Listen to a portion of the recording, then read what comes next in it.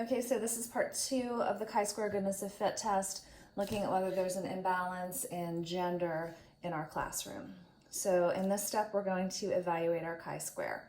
So just like always, the first step in evaluating is to write your null and alternative hypotheses. All right, so just like always, think about all the analysis that we've done this semester. The wording of the null hypothesis always starts with there is no something. Okay, so reflecting back, when we did our ANOVA, it was there is no treatment effect. When we moved on to the factorial ANOVA and we did the interaction, remember it was there is no interaction. With correlation, it was there is no correlation. With the chi-square goodness of fit test, what we're looking at is whether there's a disproportion or an imbalance in here. All right, so there's a couple different words you could fill in. Any of these will work. You could say there is no difference, which looks terrible.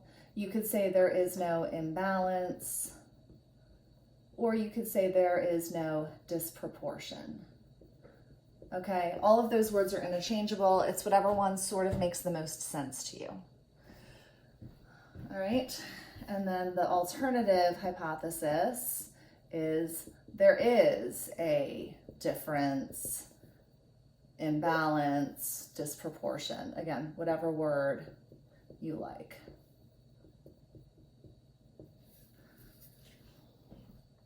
All right, so after we do the null and alternative hypothesis, again, thinking back to our previous analysis, the next step is to calculate our degrees of freedom.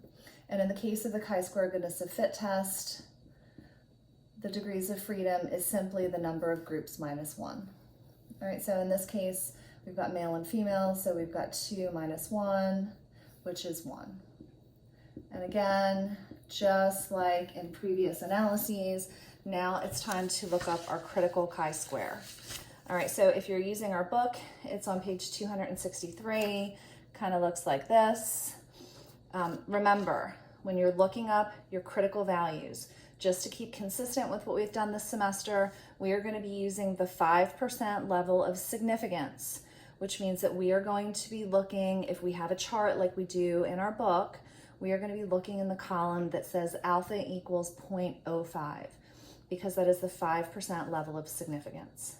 So if you look on our chart, when you have 1 degree of freedom at alpha equals 0.05, the critical chi-square is 3.84. And now we move on to, to the decision rule. And the format of the decision rule looks exactly like it has for every analysis we've done this semester. If our observed statistic, in this case the chi-square, is greater than or equal to our critical chi-square, we reject our null hypothesis. Otherwise, we fail to reject our null hypothesis. So in this case, our critical chi-square is 3.84. Our observed chi-square, which we calculated in the previous video, was 2.9.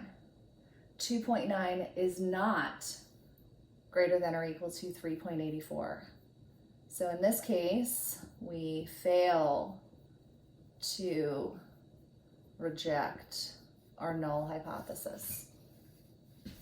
All right, moving over here just for room, it's time to write our conclusion. All right, so remember, our null hypothesis says there's no difference. We fail to reject that. We cannot reject that. So what that means in terms of this data is that there is no imbalance in gender in our classroom. All right, and I think this is a really good example because if you look at the data, 7 males, 15 females, it looks definitely like there's an imbalance. It looks like we have way more females.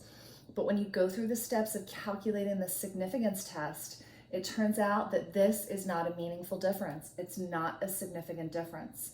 In our classroom, based on these numbers, there is no imbalance in gender.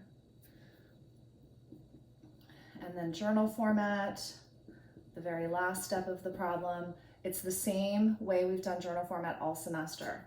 You start with the statistic you're calculating, which in our case is the chi-square.